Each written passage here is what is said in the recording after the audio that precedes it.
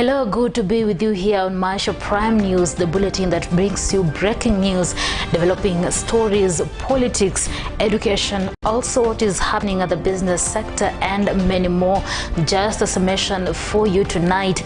The Independent Electoral and Boundaries Commission (IEBC) has announced that it will investigate utterances made by Gatundu South Member of Parliament Moses Kuria, who suggested that they had rigged votes in favor of President Uhuru Kenyatta.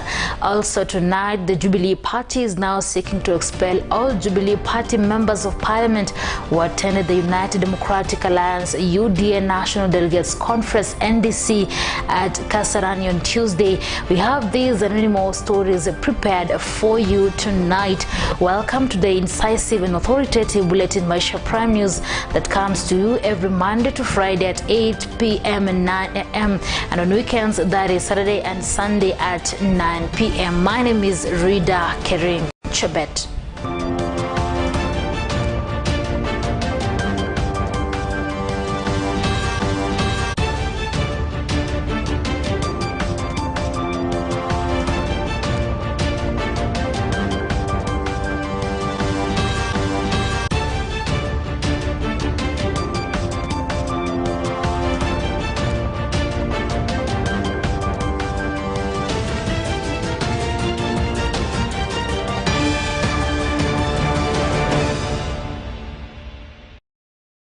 The Independent Electoral and Boundaries Commission (IEBC) has announced that it will investigate utterances made by Gatundu South Member of Parliament Moses Kuria, who suggested that they had rigged votes in favor of President Uhuru Kenyatta.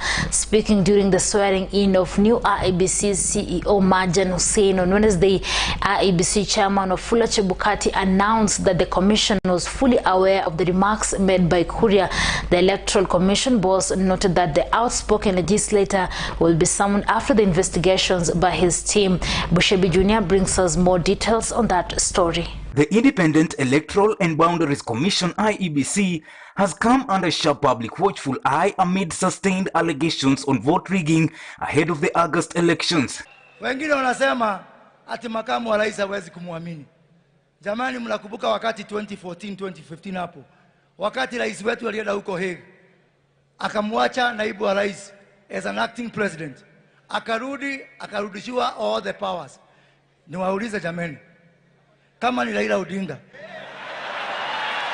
Barely hours after the Electoral Commission summoned Gatundu South Member of Parliament Moses Kuria, who on Tuesday during the United Democratic Alliance National Delegates Conference in Kasarani alleged that some members rigged votes in the 2017 election in favor of President Uhuru Kenyatta, NAK Kenya Party leader Martha Karua has challenged the Independent Electoral and Boundaries Commission (IEBC) to urgently hold a meeting with stakeholders over increased vote rigging claims ahead of the August elections. Sisi ndio tulikuwa tunashidia Uhuru kura na sisi ndio tulikuwa tunamwibia kura.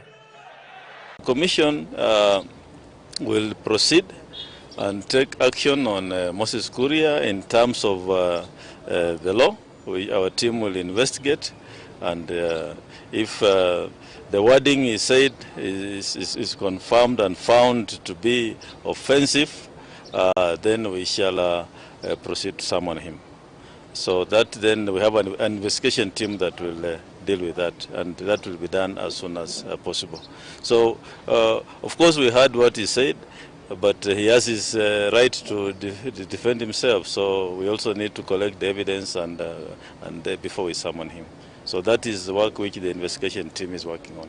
Wanasema ati kura ya mlima itagawanywa.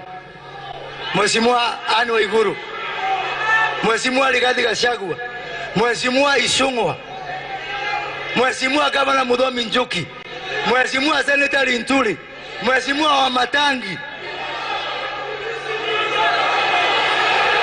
Mheshimiwa Wamaua, Mheshimiwa Alice Wahome, Mheshimiwa Faith Getau.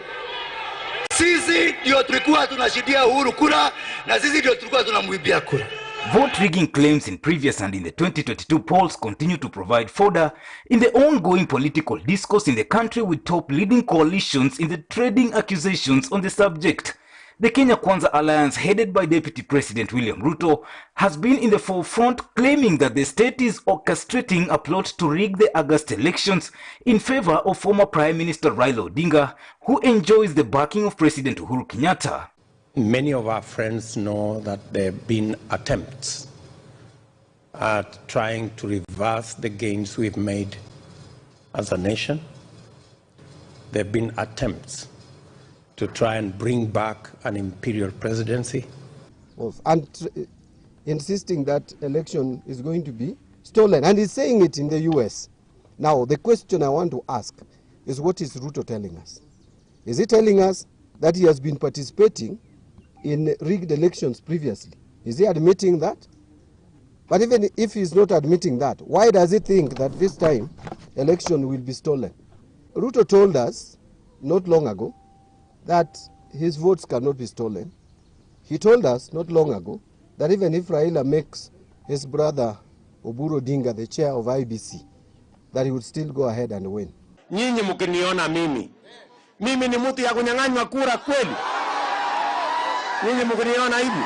The Azimio Umoja Odinga-led movement has, however, denied the claims, instead accusing Ruto and his allies of preparing their supporters mentally to dispute the outcome of the polls. Odinga on Tuesday, during an interview on BBC, challenged Ruto to table evidence on the vote rigging allegations.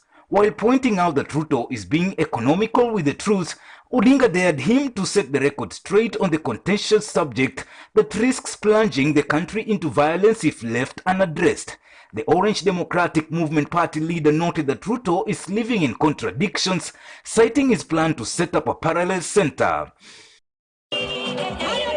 Murang'a women representative Sabina Chege was the first to spark the vote rigging allegations after she claimed that the ruling Jubilee Party rigged votes and nothing would stop the government from doing so again in the August polls. Nasikia wengine wakisema hapa tuliwaibia. Kuna kaukweli kidogo, lakini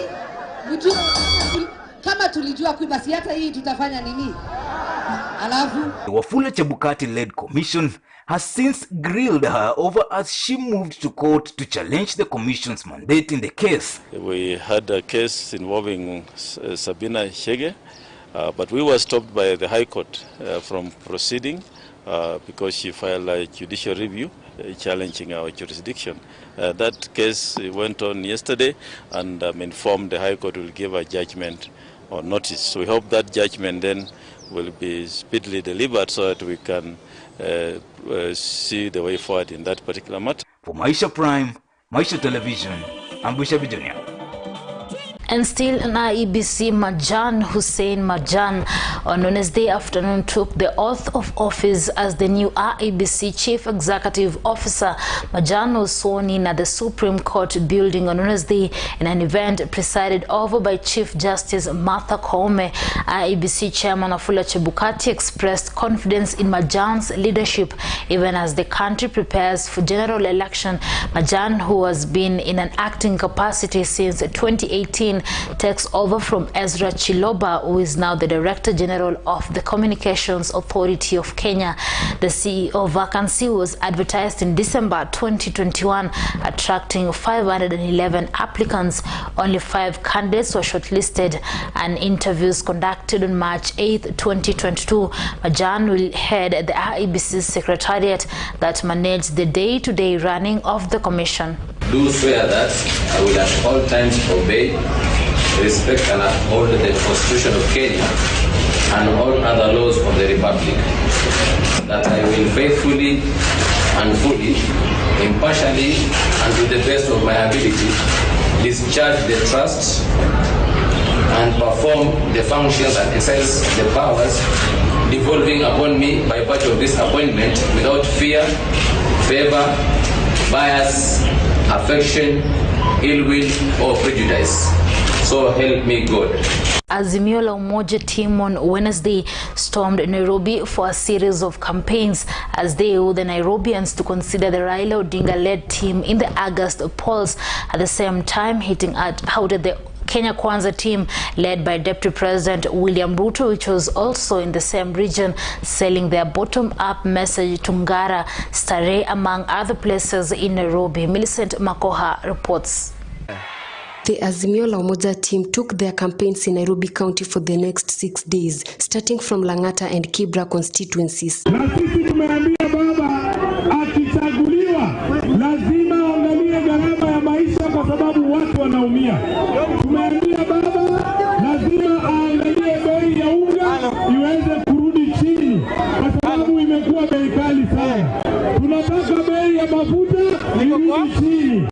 Na jinsi ya baba alizungumza na Mheshimiwa Uhuru Kenyatta akasema watu wetu wa bodaboda wasinyanyaswe kwa sababu ya ile makosa ambaye watu wachache walifanya. Meanwhile, a section of Azimio leaders have demanded that Deputy President William Ruto resigns from office and stop attacking the president from within the government. Jana nilisikia Ruto akisema that it is his turn.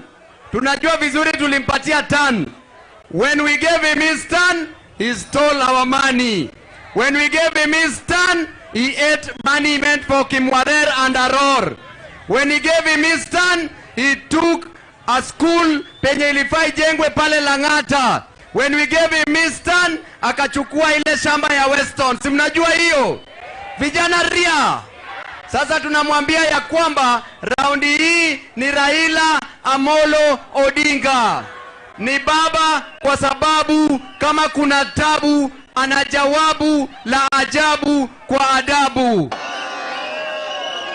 On the other hand, the Kenya Kwanza Brigade led by Deputy President William Ruto also took their campaigns in Nairobi County. Kazi yetu ya kwanza, priority number 1, ile program ya housing, manufacturing, agro-processing, value addition, tutaweka bilioni 100 kuanzisha hiyo program, ndio hawa wawe na kazi, wajisimamie, wasimamie familia zao na tuweze kuwa na Kenya ya usawa. Serikali ambaye inakuja kuundwa na William Ruto ni serikali ya kuchunga wa Kenya, wale wako hapa chini, vijana wasaidiwe, hata hao wapate kitu yao. Kulikuwa na mkutano pale Safari Park, matajiri wakiongea vile watachunga mali yao. Tunataka William Ruto wakichukua kuwe na mkutano ya vijana wakipanga pia vile watapata mali waweze kuendesha mambo yao. The Deputy President William Ruto, this is the first campaign after being declared the presidential candidate on the UDA ticket. Badala ya sisi tunaosema tupange uchumi ili tupate ajira kwa vijana, wanasema tubadilishe uchumi ati wapate vyeo ya kugawana ya wadosi. Ati wakati tunawaambia tupange mambo ya kilimo, tuzalishe chakula zaidi, chakula ipatikane hapa sokoni kwa bei nafuu, ndio kila Mkenya aweze kulisha familia yake, wanatuambia tubadilishe katiba, tuongeze mamlaka ya rais. Wakati tunawaambia jameni, bei ya unga imepanda, bei ya maziwa imepanda, ya mkate imepanda, hata kwa mara ya kwanza kwa miaka 40 bei ya chumvi ati imepanda. Wao wanatuambia tubadilishe katiba, hii mahakama inatusumbua, tuweke ombudsman ili watu wadogo wakienda kotini ati wanasumbuliwa na court orders. Wanataka judiciary. He was accompanied by ANC party leader Musalia Mudavadi, Ford Kenya party leader Moses Wetangula and many other leaders. Tumeungana kwa sababu tunataka tubadilishe maisha ya Wakenya. Tunaona uchungu sana kwamba ile kodi nyinyi mnalipa hapa yote inaenda kutengeneza mabarabara katika sehemu zingine, lakini barabara za hapa zinawachwa vibaya. Haya ndio sisi tunataka tulenge. Hawa watu ambao wanaitwa NMS ambao wanafanya kazi bila uwazi, bila kuweka tenda ya watu wajue ni nani amepata tenda. Tunataka tubadilishe ili pesa za Wakenya zitumike vizuri na tuone kwamba pesa ziko hapa. For Maisha Prime News, Maisha Television, I'm Millicent Makoha. Earthquake!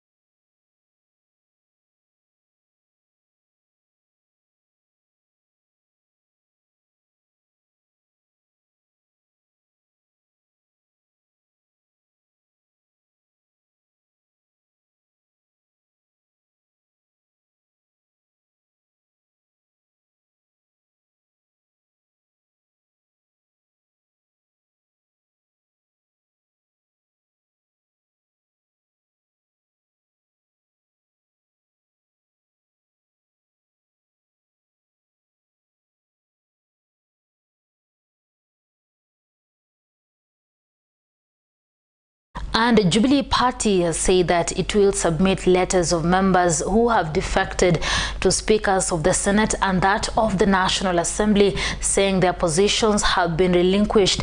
Speaking to the media, Jubilee Secretary General Jeremiah Kioni also challenged Deputy President William Ruto to resign, citing the Constitution, which provides that one cannot be a member of two parties. Let's listen in. Career office. Deputy President. These are all options that are available, and he should do the honorable thing to resign. In any case, even the Constitution says that you cannot belong to two parties and be a member of the government, the executive, and especially occupying the office of the President and the Deputy President. And I want my colleague to talk about the members of Parliament. It's also important to say this to colleagues who have moved. Again, the Political Parties Act is very clear, and also the Constitution. You cannot belong to two parties. If you have moved on to another party, you have, in essence, relinquished the position that you are holding on account of the party that took you to that position. And it is important to know that in the coming days, in the coming weeks, days really, those letters will be finding their ways to the speakers, because we have many of our colleagues who have moved, have paid nomination fees in other parties, and we will not be honest. We will not be behaving in a decent manner if we don't do the decent thing, and that is to inform the speakers that those members have ceased being members of the parties that took them to Parliament. And that will happen also to those at the county assembly level. And this is for purposes of ensuring that we have decency in the political arena, and especially as we go ahead to prepare for the coming elections in the month of Kisii Senator Sam Ongeri was on Wednesday formally received by the Democratic Action Party following his defection from the Orange Democratic Movement ODM. Ongeri, who is vying for the Kisii gubernatorial seat in August poll, was welcomed to the outfit by party officials led by Defense Cabinet Secretary Eugene Wamalwa. The seasoned politician, while underscoring the importance of peace, pleaded with the Kisii electorates to support his bid. The 84-year-old and the first-term senator has been a member of the Raila-led outfit since 2017, with his defection interpreted to mean that he was not confident that he would have been given the party ticket to be its gubernatorial aspirant. Philip Simiyu with more details. That must be that you will see an avalanche of people who will be able to join this party. Yeah. We only have one mission: to bring sanity and order to this nation. That's the only mission we have. Is a youthful, is a good combination with this professor. Yes, this youth. Karibu sana, you introduce yourself. DAP. DAP. And the Russian government has refuted claims made by State House spokesperson Kanze Dena that the rising cost of living in the country has been caused by the ongoing war in Ukraine. The cost of living, which has been skyrocketing, has been attributed by many to the increase of fuel prices, which was reviewed on Monday by EPRA. Brian Gard reports. The Kenya Transporters Association (KTA) has requested its members to increase cargo transportation charges following a rise in fuel prices. In a statement, the association asked its members to hike the charges by at least 5%, just a day after the Energy and Petroleum Regulatory Authority (EPRA) announced a 5 shillings increase in price of petrol and diesel. In the announcement, KTA indicated that the profit margins are way too low and cannot sustain the businesses, and that its members have no choice but to transfer the increase in fuel prices to cargo owners. KTA further said that fuel costs contribute up to 35% of the total direct transport cost and indirectly affects other costs such as tires and spare parts. The pronouncement by KTA comes just a day after April released a monthly review of the fuel prices. The energy regulator noted that the cost of super petrol and diesel would each increase by 5 shillings each from Tuesday, March 15th to April 14th. Super petrol will retail at 134 shillings 72 cents per litre, while diesel will go for 115 shillings 60 cents per litre at pump prices, and kerosene prices remain unchanged at 103 shillings 54 cents. In the new prices, the government had implemented a 20 shilling subsidy per litre, cushioning Kenyans from high rates. Were it not for the subsidy, the prices would be 155 shillings 11 cents for petrol, 143 shillings 16 cents for diesel, and 130 shillings 44 cents. The landing cost of petrol, diesel and kerosene range between 71 shillings and 78 shillings per litre, with several taxes and levies pushing them to almost double. State House spokesperson Kanzedena on Tuesday said that it is not only Kenya that is experiencing high cost of living, saying it's being experienced worldwide. Dena said the high cost had been occasioned by various factors, among them the ongoing Russia-Ukraine war.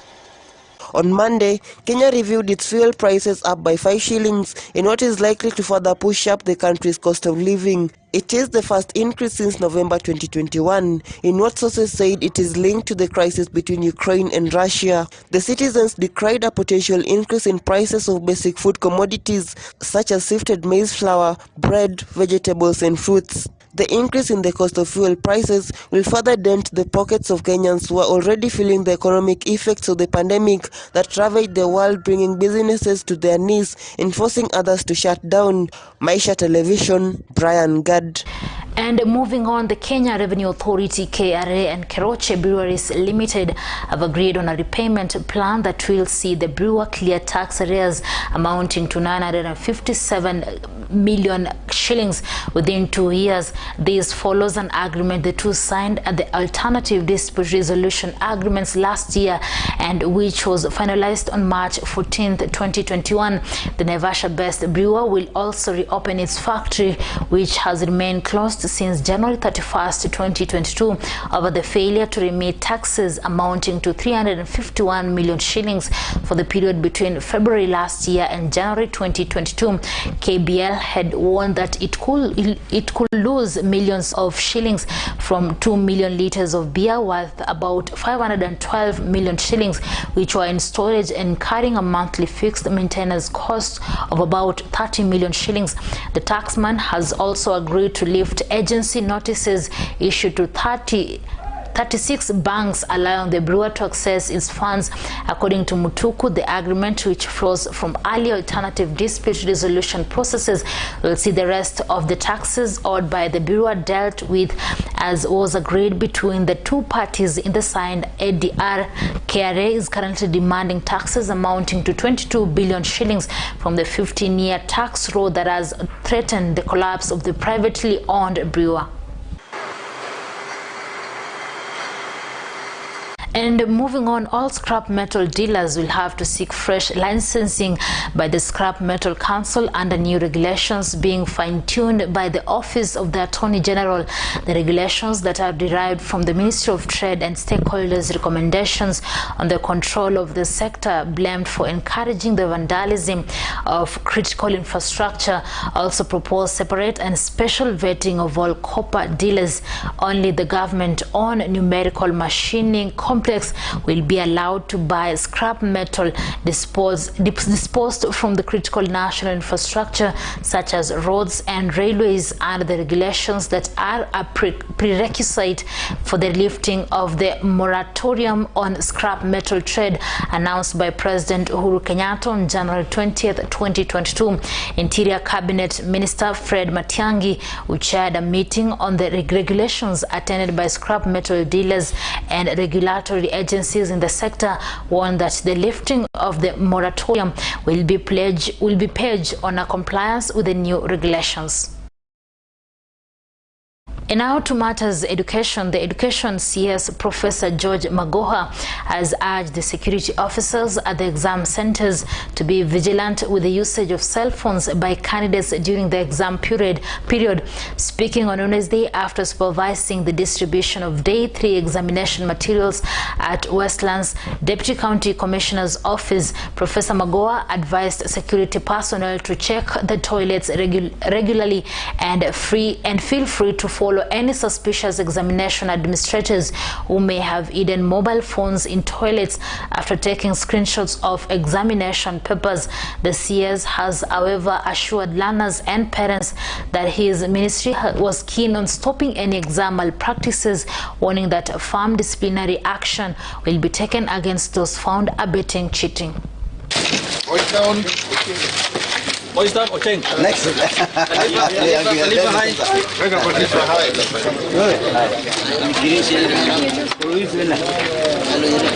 We want to caution that with those few malpractices that we have been able to detect, it is an indication that there could be one or two who are bent in, attempting to cheat and attempting to divert the direction in which the region has been taking in terms of management of the national exams, especially KCSE.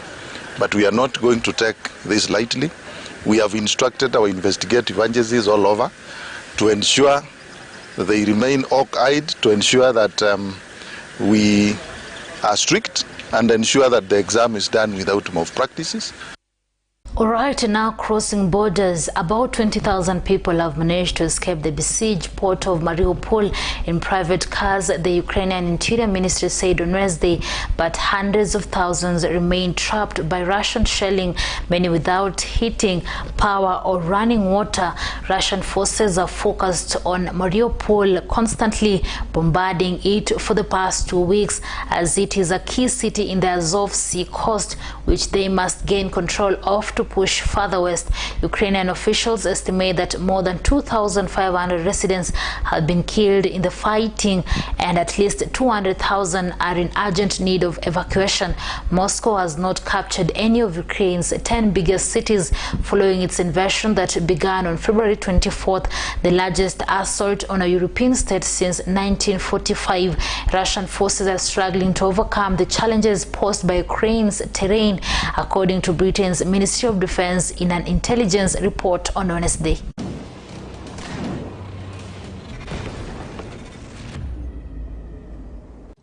Russia has started feeling the economic effects of its full-scale invasion of Ukraine. We are impacting upon 70% of the banking system in Russia. We are preventing the regime from financing the war effort.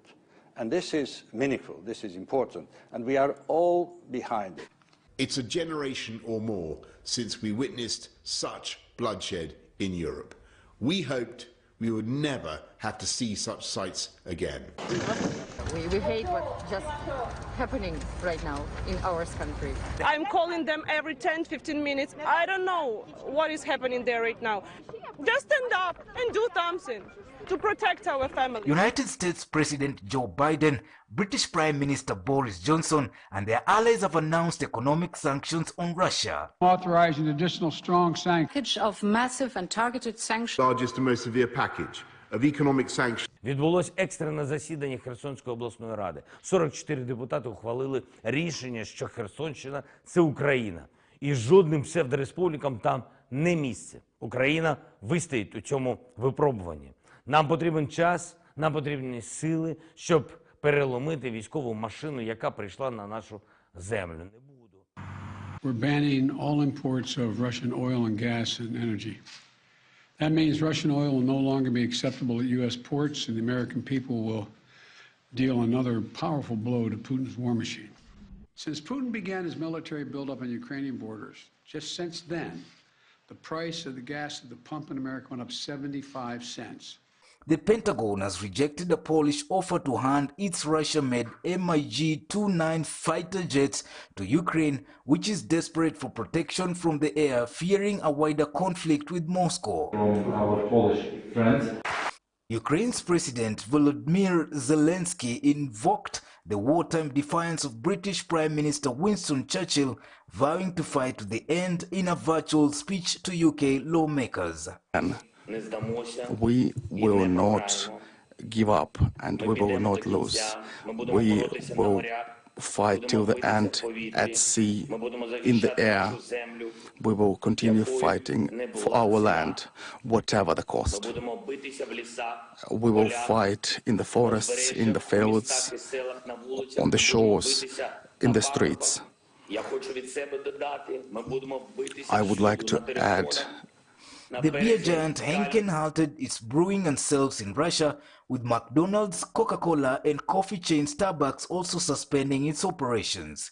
The US intelligence chiefs say Russian President Vladimir Putin is angry and frustrated, warning he is likely to double down and try to grind down the Ukrainian military with no regard for civilian casualties. 2,000 plus Russian troops have been killed. Who in the Lord's name does Putin think gives him the right to declare new so-called countries on territory that belong to his neighbors?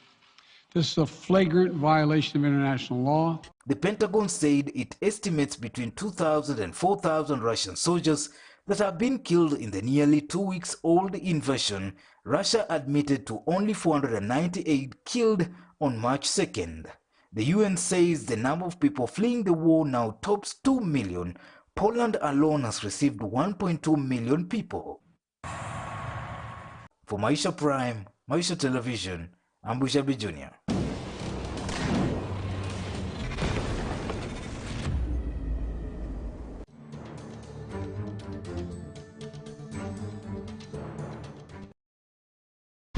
All right, and that story from Russia, I'm taking a short commercial break. I'll be back shortly. Stay tuned.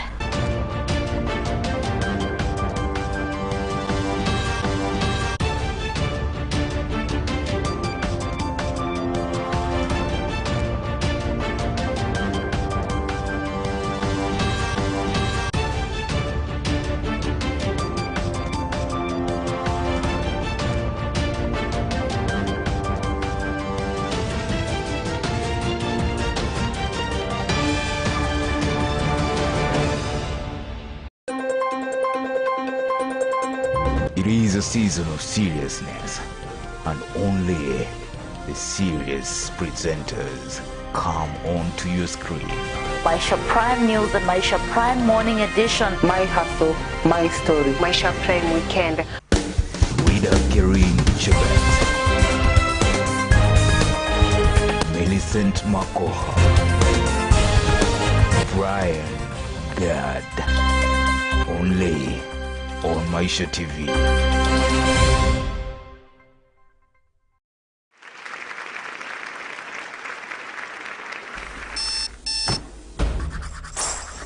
There is a saying, behind every great man is a great woman.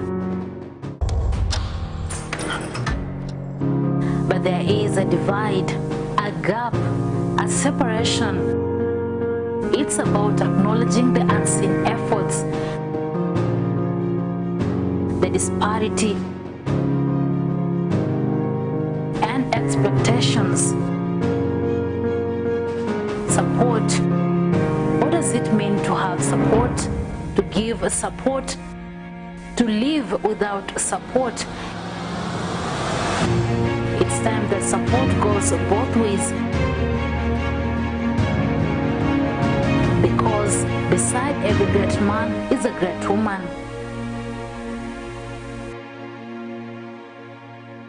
Live from Maisha Television. We live in a democratic country.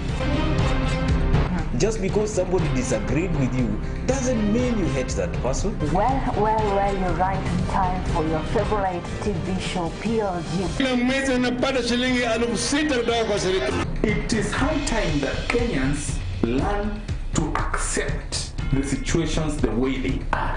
Inatuumiza kama haswa sana kama sisi wa mama wafanya biashara. Fikirieni na musikimbie. The biggest issue that is on the ballot is the democracy of our nation. Do not go that direction. But as he is exposing Raila Odinga as a dishonest person, he is also exposing himself as one of the most hypocritical and dishonest person also, and a leader. This is between Mr. Raila Amolo Odinga. Finyini ndio kuamua. Mheshimiwa Musalia vile ameanza kuwa independent mind. Every person should be ready to move to every corner of this country to sell his or her own agenda. There's this element of tribalism, that this is my people, this is our people, you know. Wanasema mumalize haraka, mtoe jamu huko mbele. Kitu ya mwisho tunaweza kufanya ndio tuzike hii nchi ni kupatia William Ruto rais wa Kenya hii. A strong woman knows she has strength enough for the journey. But a woman of strength knows it is in the journey where she will become strong. Join Irene Mumbo Bushebi and Rita Kering on Prime Women Talk every Wednesday from 8 p.m. exclusive to MTV. Are you looking for a reputable technical institution to enhance your technical skills? Look no further. Kongoni Technical and Vocational College is an approved technical training institute by TVETA, a college committed to providing you with quality programs and services that will enhance and enrich your technical hands-on skills to meet societal needs. It is a top-rated technical and vocational college in provision of training, innovation, and action research in Kenya and beyond. We provide quality technical vocational training and research in collaboration with stakeholders to produce highly skilled and innovative human resource. We offer certificate in general agriculture, diploma in entrepreneurial agriculture, diploma in general agriculture, artisan in storekeeping, certificate in computerized secretarial, certificate in supply chain management, certified in information studies, certified public accountant, diploma in accounting, diploma in supply chain management, certificate in ICT, diploma in ICT, certificate in welding and fabrication, diploma in welding and fabrication, certificate in hairdressing and beauty, diploma in fashion design and clothing, certificate in fashion design and clothing, among many. Kongoni Technical and Vocational College is located in Likuyani Sub-County of Kakamega County, next to Likuyani Sub-County headquarters along Kitale Eldoret Road. For more information, contact us on 0721927458 or 0712114908. You can also send your application to PO Box 4530-205 Matunda or write to us on email to kongonitvc@gmail.com. Kongoni Technical and Vocational College, technology and innovation to meet societal needs.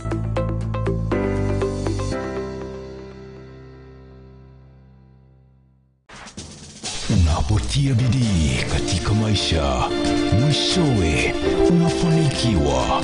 Unapotazama runinga maisha, unajifunza, unaelimika na unafurahia. Twakujuza kila mara, twatia fora kukupasha yaliyomo, yanayojiri na kujenga maisha mbeleni. Hii ni runinga ya maisha. The stage is set. The time is now. Credible news. It is Prime News. Only on Maisha TV. Prepare for the best.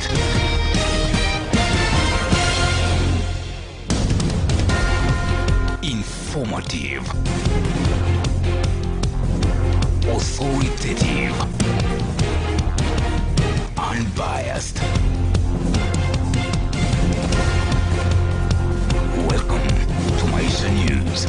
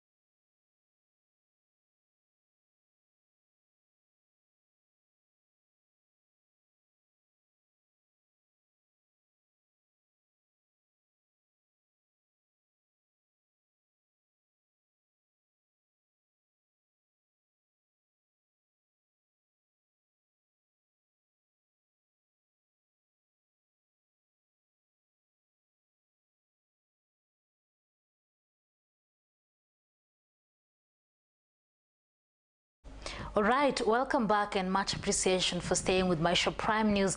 And to kick us off on our second part is our education segment by Millicent Makoha. The beautiful thing about learning is that nobody can take it away from you. Success is no accident. It is hard work, perseverance, learning, studying, sacrifice, and most of all, love of what you are doing or learning to do.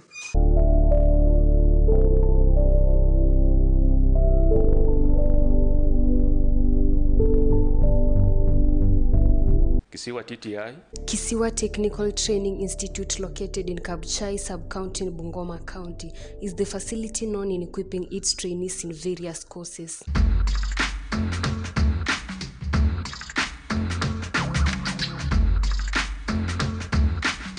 My name is Dr. Godfrey Murunga, the fourth principal of Kisiwa TTI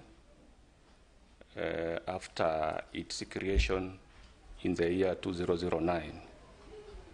Kisiwa TTI is located in Kisiwa location, Kabuchai constituency, Bungoma Central sub-county, the exact location being off Kimilili Scatter Road.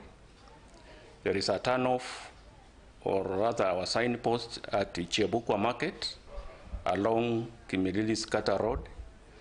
And we have another turnoff or signpost at Marakaru off Kandui Chwele Road. So it is located between these two tarmac roads. That is Kandui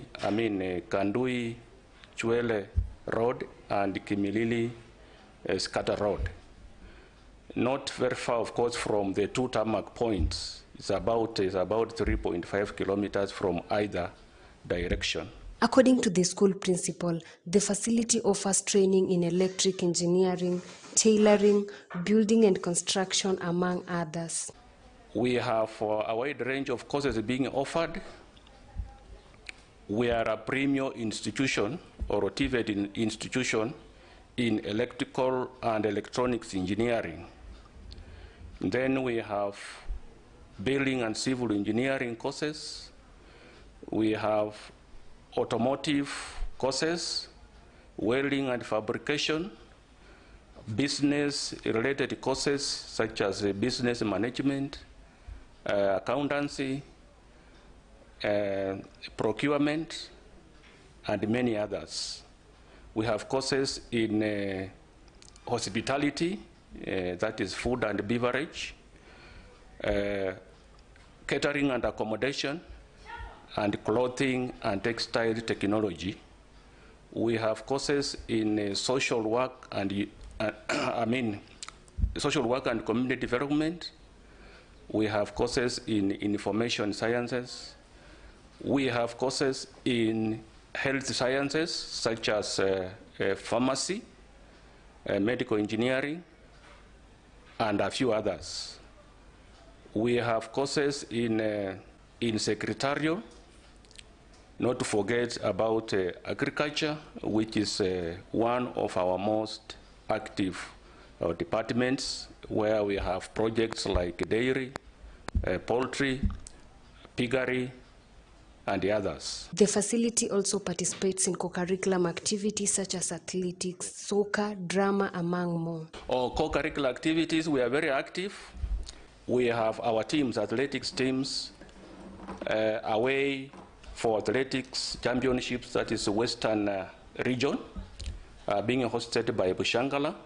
Our team so far, of course, the competitions are ending today. And from the updates I've received up to this point, our teams are doing very well. Apart from athletics, we also participate in board games. We had our regional board games recently in Shamberere. We participated very competitively. We also participate in drama and a choir. We are preparing to participate in our TVET fairs and exhibitions, which will be hosted by Matili TTI with effect from 21st of this month up to 23rd of this month, which is just 3 days away from now. So we are an all-round institution, and we want to encourage students who enroll with us that we struggle, we endeavor to nurture talents, because apart from classroom training, we want to encourage our trainees to cheerfully participate in co-curricular activities, because that's where we want to nurture talents of each one of them. Another advantage of embracing co-curricular activities is to enhance national cohesion, because in our intake we have students from all over this country, right from Mombasa down to Busia and so forth. So we also encourage them to display to us what is unique with their communities through cultural events. We hold cultural events every term.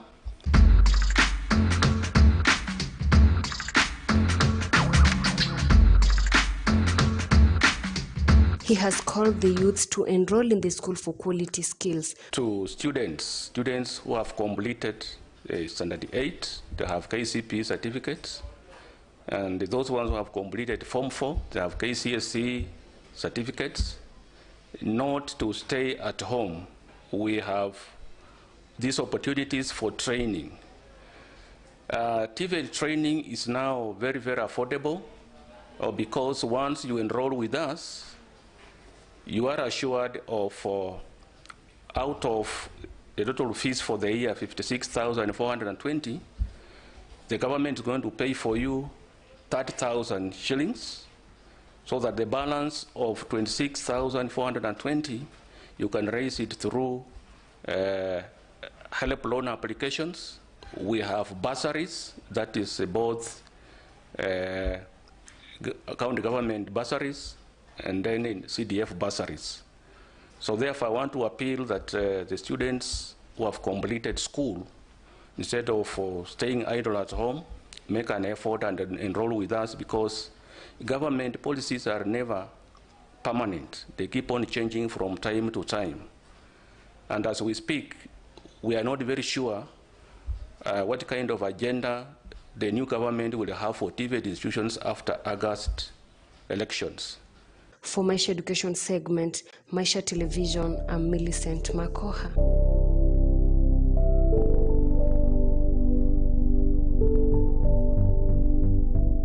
Thank you so much, Millicent Makoha, for that incisive segment there, our education segment. And now let me usher in Brian Gard with our daily feature, My Hustle, My Life, My Story.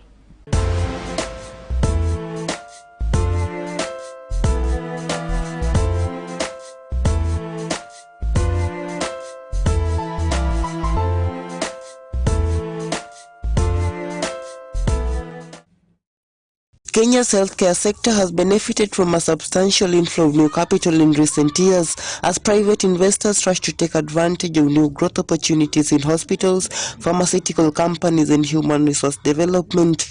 This comes as the country's public health copes with a patient capacity burden and insufficient funding problems that prompted doctors to strike in 2016 and 2017.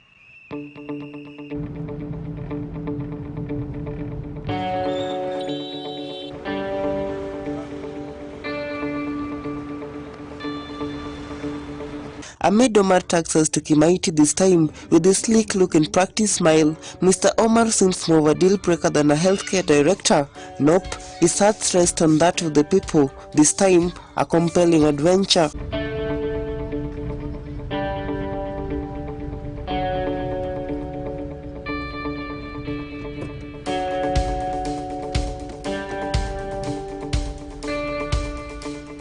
The eyes of the private equity investor lit up as he strode across the barrel 8-acre land in Napara, Kimaiti. Soon, an empty floor would see the rise of a level 3 recently built hospital. There is so much to see here. A stretch of unfinished perimeter to foresee maternity facility, community-based water project commissioned by the High Commission of Pakistan herself, a state-of-the-art hospital with modernized equipment and lovely staff.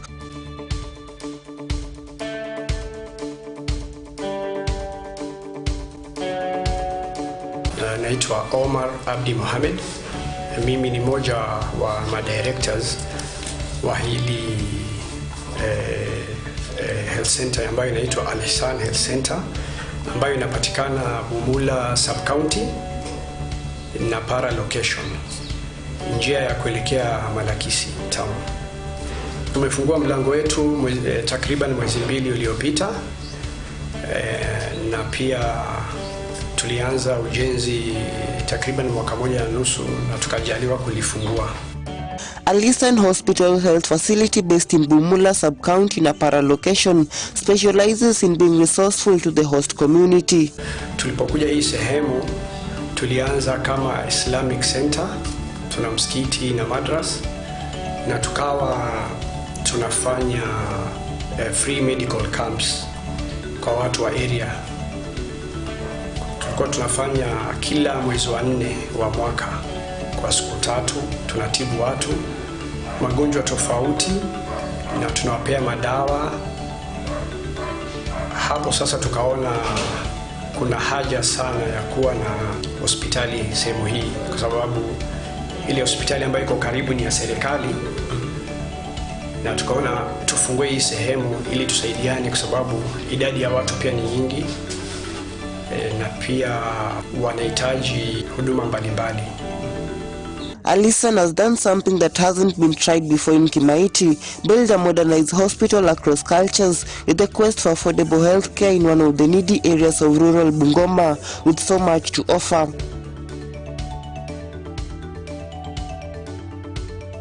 Hii timu yetu kuna madaktari ndani yao. Kwa vile ilikuwa tunajiita Al-Ihsan Community Development Organization, ni ile yetu tu wenyewe tunasaidiana sisi kama marafiki, tunanunua madawa, na kwa vile tuko na madaktari sisi wenyewe, tuko na pharmacist, tuko na daktari tofauti, tuko na physicians, so tukasema kila mwezi wa 4 tukifanya Quran competition ya county karibu zaidi ya 10. So kwa siku 3 tulipokuwa tukifanya hiyo competition ya Quran, tukawa tunatibu watu bure. So hatuna funds kutoka nje, ni sisi wenyewe, wale members wenyewe ndio tulikuwa tunagharamia matibabu pamoja na dawa ambao tulikuwa tunapeana bure. Tulianza kutibu watu mwaka wa 2015-16, tumekuwa tukitibu watu hadi sasa. Tukaona tujenge hospitali ambapo tutakuwa tunatibu watu bado. Wakati fulani tulikuwa tunaweka siku ambapo tunatibu watu bure, na tukasema tufungue hospitali ambayo itakuwa na malipo kidogo. Even in rich areas with sophisticated medical markets, it can be tricky given vastly different regulatory regimes and national quirks for hospital to rise to a level 3. Few have done it. However, he is betting that the community will dip shallow into their savings to pay for an ultrasound or some other necessary cheap guaranteed procedures. Sisi tulipoanza kutibu watu free medical, tulikuwa tunaangalia sehemu hii wanahitaji nini, na kuna upungufu gani katika sehemu ya Kimaiti na tuseme Bumula sub-county kwa ujumla. Tukaona hawana facilities zile ambazo ziko karibu, hawazingatii sana upande wa wajawazito, vitu kama ultrasounds, na pia yale mahabara zao, zile laboratories hawana zile machines nzuri za kupima watu damu aina tofauti, kwa sababu watu wengi walikuwa wakitaka kufanya test ya magonjwa tofauti, kupimwa damu, walikuwa wanaenda hadi mji wa Bungoma kupata huduma. Sasa tuliangalia hizo sehemu za mahabara pamoja na ultrasound, na pia nadhani ukiangalia hospitali yetu tumeijenga katika muundo wa kisasa. Japokuwa tuko vijijini, lakini utaangalia muundo wetu ni wa kisasa na services zetu ni nzuri, kwa sababu tuko na timu nzuri ambayo wanahudumia watu kwa haraka, na pia bei yetu ni nafuu. Bei ya kuona daktari iko nafuu, na pharmacy yetu iko na aina zote za madawa ambapo ukienda katika sehemu hospitali ya serikali utapata mara nyingi watu wanalalamika, wanasema wanatibiwa, lakini wanaambiwa tena nenda nje ukanunua madawa. Sisi tuko na dawa aina zote, na tuko na madaktari wazuri ambao wamejituma, na Mungu akituwezesha baada ya mwezi mbili hivi tutakuwa na ambulance ya kisasa. So tukaona hizo sehemu katika hii area yetu hakuna hospitali ambayo iko na ambulance. Mara nyingi wagonjwa wakihitaji huduma zaidi wanapata shida. Kwa hivyo sisi tumejipanga, tuko na ambulance, tutapata ambulance baada ya mwezi. So hata tukipata wajawazito ambao wanahitaji matibabu ya dharura na wale ambao wamepata ajali, nadhani tutakuwa watakuwa katika mikono mizuri. A lesson is mavericked by Ramadan Juma, so revered locally that he approaches guru status. Here, everybody loves him. Sese kama sinakase bali Ramadan Juma, sese omusalo wa kimaitineno na holeka simwasi bitoya Alexan Health Center. Na kazi ya sanano hasa mgomanyeji horange kazi ya kujitolea kutakukendelera balwale bali kisemba mbali. Mbokuba manyisha ambayo bitoye yekirana n'endai balesirika kama bwali mbali. Bamayi wajawazito bakaita bebulira engota beche bebulire mu hospital. Vile bamayi basako bachire kamaze paka beche bosibe pima hata chikiwa chomwe bamanye bali khabachirira baliye. Eyo niyo maendeleo ka afya mashinani. Omar says their business model scales up the need for equity in healthcare access even for the needy. Chochote ambacho kimewekwa hapa ni marafiki, sisi na marafiki zetu, lakini sio shirika nyingine ambayo ama misaada kutoka nje, ni sisi wenyewe. Tunasema sisi ni binadamu, na pia tukaona sehemu hii watu wana shida, tukasema tukajituma wenyewe na tukawezesha kupata hili jengo, na tuna matarajio zaidi. Matarajio yetu ni zaidi ya hii. However, our less developed economies share crucial difficulties. Setting up a hospital facility to offer cheap or even free care can get grim. Pata license ya private hospitals ama health facilities ziko juu, na pia zinachukua muda kupewa. Ingawaje ni jukumu ya Wizara ya Afya kuchunguza hospitali ambayo inataka kuwa registered na nini, lakini ukiangalia pia hauchukua muda mrefu sana kuregister hospitali, na wakati mwingine unapata wewe una kila kitu. Kama jengo lako ni nzuri, una mashini ya kila aina, uko na wafanyakazi wazuri ambao ni qualified madaktari, lakini utapata mara nyingi wanachukua muda mrefu sana. Sasa ningeurge serikali jaribu kuspeed up mambo ya registration za hospitali, na pia waangalie gharama za licensing. Wakiweka gharama juu ya licensing, pia tutapata changamoto kwa kuweza kwa mtu mwingine ambaye anataka kuanzisha hospitali kama hiyo ama health facility. Sisi main focus yetu si kuangalia faida peke yake. Sisi ni kuangalia vile tutasustain hospitali, generate revenue yake na iendelee kwa muda mrefu sana. Tukiridhika na hiyo, nadhani polepole biashara yote ambayo ukianza huwa ndio tunasema mtu huanza safari kwa hatua. So sisi tuko katika hiyo hatua. He has pushed people to consider National Health Insurance Fund as prime, which he says they have already conceived and is underway. Na matarajio yetu ni tuwe na zile NHIF na kadi zingine za kuhudumia watu. Kwa hivyo tuna urge wale majirani zetu na Bumula sub-county kwa ujumla, tungewaomba wafanye bidii ya kutafuta kadi ya NHIF, kwa sababu hiyo ndio njia nzuri kabisa ya kupata huduma.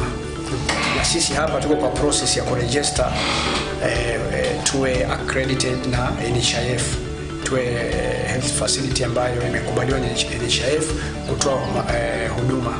Kwa hiyo nadhani changamoto nyingi ya hii sehemu itapungua, kwa sababu ukiwa na kadi wewe na familia yako utapata matibabu ya kisasa na kwa urahisi. Omar and his team hopes to clinch a deal to buy their first ambulance in April to replicate their efforts as rather different private equity investors who put the need of the people first. Watu wanaogopa kufungua health facility kwa sababu ni ghali mno, sio kama biashara nyingine, kwa sababu kupata wale wahudumu wa pale, madaktari na nurses na nini, ni watu mishahara yao pia sio kidogo. Ukipata wale professional mishahara ni kubwa. Nadhani wengi wanaogopa kwa sababu ya mishahara ya kulipa hao wahudumu, wale nurses, wale ambao wanafanya zile ultrasound na nini. Na pia changamoto pia nilipokueleza ni namna ya kuregister hiyo hospitali. Pia masharti ni mingi sana ya kuregister hospitali, kwa sababu wanakagua kila kitu. Wanaangalia ile jengo ambayo umeweka pale, standard yake ni vipi, na pia zile machines ambao unaweka pale iwe ni zile laboratory equipments za kisasa. Zile equipments za kisasa na pia ni ghali mno. Sasa nadhani labda kustart health facility hospital inataka uwe na capital kubwa sana. Nadhani labda watu wengi wanaona investment ya hiyo ni changamoto, ndio maana kupata private hospital utapata kwa zile mji kubwa peke yake. Perhaps the greatest tension for Alisan to resolve is pricing. Few patients in rural areas have health insurance, while a majority can barely afford one. In Kenya, 67% of health expenditures are paid out of pocket, and in Bungoma alone, the fund's central focus, that number is 60%.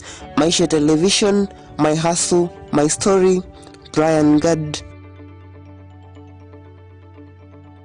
Well, away from that, let me now usher in Bushebi Jr. with our segment 5 over 5, where he'll be tackling the issue of vote rigging claims. Thank you so much, reader Kering Chebet. On my 5 over 5, I insist on championing for credible elections on 9th August 2022.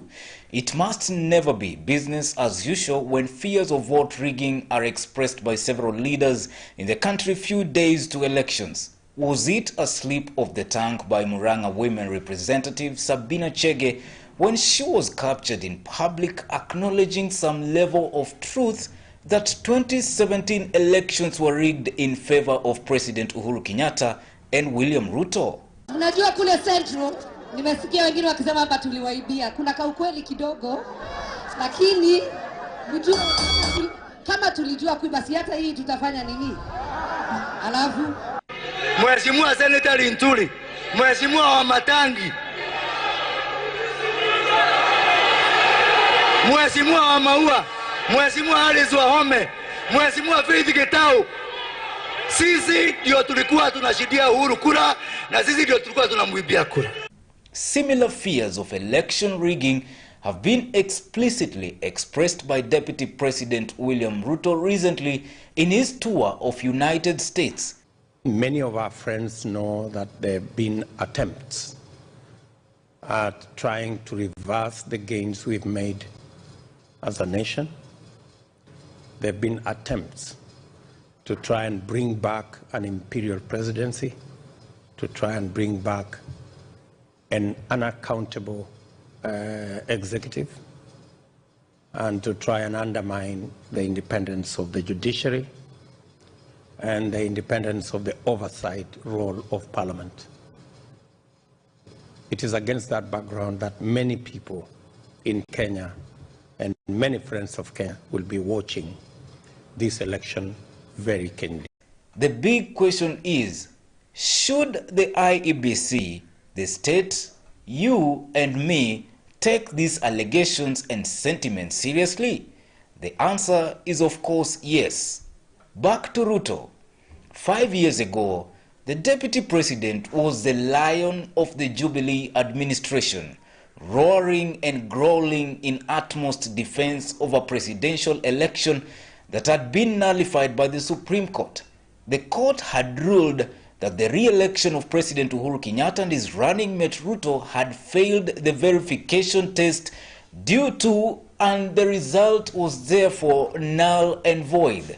The Supreme Court ordered a new vote to be held within 60 days after finding that the outcome had been tainted by irregularities. The Supreme Court, then headed by David Maraga, sided with the opposition, which had argued that the vote had been electronically manipulated to assure a victory for President Uhuru Kenyatta. The NASA coalition is concerned about the fact that the IBC has been streaming results from around the country which are not supported by Form 334A as is strictly required by the law. To resolve this issue, the National Coalition has held a meeting with the IBC during which the IBC acknowledged the fact that the results as displayed are based only on keyed-in results that are not supported by any evidence of the tally of votes. A clean, credible process will by now have a dashboard showing all tallies from all constituencies to add to a sum total so that the country can know which part of the country has been counted and what the votes are. An angry deputy president lectured the Supreme Court for making a wrong decision that saw the nullification of the election basing on the process of the election rather than what he felt was the clear outcome of the election. How is it possible that there is no contest about the number of votes each candidate got? The contest is that there was a form that had a problem, that there was a problem with the transmission. What kind of democracy is this? Because democracy is the will of the people. 15 million Kenyans expressed their will and made their verdict known. Hata kama ingenakiliwa kwa full scap na ibebwe na mkokoteni, inatosha kwa sababu wa Kenya wameamua. So don't tell us about from this and from that. Don't tell us about this transmission and that transmission. Tell us about the people of Kenya. What did they decide? That is what is important to the Constitution. And don't tell us that it is not important that the people voted. That the only thing that is important is the form on which results were recorded and how it was transmitted. My friends, we may not be learned, but we are not stupid. Na tunataka Maraga atusikie vizuri, kwa sababu he has had his day. Ours is coming. And by the way, that is not a threat. He has had his day. He has done his game. Our day is coming. Si ni kweli jameni? Wazi watu wasituone ati wataenda kusema mambo Kiingereza mingi hapo. Hapana. Hiyo no. Hiyo hapana, hiyo hapana. Wacha tuseme, kwa sababu lazima tuambiane ukweli ya kwamba yale yaliendelea kotini pale, what went on, that a decision was made that overturned the will of 15 million Kenyans by some 3-4 people, and overturned the will of the people, so that the will of a few people in court can prevail. We want to tell them, it is not the Supreme Court that is supreme. It is the Kenyan people that are supreme. And we will prove this shortly. We will prove to them shortly. Wasilewe ya kwamba kwa sababu wanaitwa Supreme Court, wafikiri ya kwamba they are more supreme than the supreme will of the Kenyan people. Why should we take Ruto's claim seriously? Here's my answer. William Ruto is a man that has seen two clear sides of elections outcomes. In 2007, he was in opposition. In 2017, he was in government. Ruto in 2007 became the first person to ask the Electoral Commission to explain where it was getting the numbers it was releasing as election results. Just contained a computer printout with no document at all. And on the basis of that, for example, in Juja, and let's be candid. In Juja, the total number of votes obtained by all the parliamentary candidates is 85,000. The president has 100,000. Now, it means 15,000 people voted for the president and walked away. They didn't vote for the parliamentary candidate. I mean, how is that possible? So, we are saying as the Orange Democratic Movement that we want the commission to make an announcement on the basis of results that are authentic and that have a basis and that have supporting documents. The commission have told us that they have sent a plane to look for these results. We have been told that it will be ready by about 3 o'clock. We want to verify those things before any announcement is made, because we have figures everywhere and every other place have figures. Let me finalize by saying all the documents that we have show clearly that Raila Amolo Odinga has 4,215,437 and Honorable Mwai Kibaki has 3,748,261 votes. That is what we have. And if the commission is going to announce other results, they must tell us on the basis of what. And we have pointed to them very clearly. And we thank God that they allowed us last night to peruse the file, because on perusing of the file, it was absolutely clear that announcements were being made here which did not have any basis, because there were no documents to support whatever announcements that were being made. If a figure is going to be assigned to somebody 50,000, you can as well assign him 500,000. Because, I mean, if you are assigning figures without any supporting documents, then you can assign a figure you like. That is what we are. In 2017, the Supreme Court, just like Ruto in 2007, asked the IEBC to explain the source and transmission of numbers used to declare an election winner. Ruto became the first person to ask the Supreme Court not to question the numbers announced by IEBC as election results. How is it possible that there is no contest about the number of votes each candidate got? The contest is that there was a form that had a problem, that there was a problem with the transmission. What kind of democracy is this? Ruto disliked the outcome in 2007, but liked the outcome of elections in 2017. Both elections had the same question of perception that the count of the presidential election would be modified in favor of an individual. My point is that Ruto has witnessed and experienced both worlds and would certainly know what he is talking about now. I opine again that the claims made by DP Ruto about rigging of elections must be taken seriously. Credible elections are characterized by inclusiveness, transparency, accountability, and competitiveness to deter fraud and violence in elections.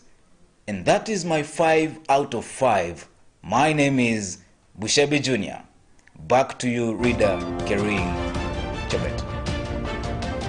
Well, that is our 5 over 5 there with Bushebi Jr. And that marks the end of Maisha Prime News. Continue tuning into Maisha Television for more comprehensive, entertaining, and also informative programs. My name is Rida Chebet. Kering, enjoy the rest of the broadcast.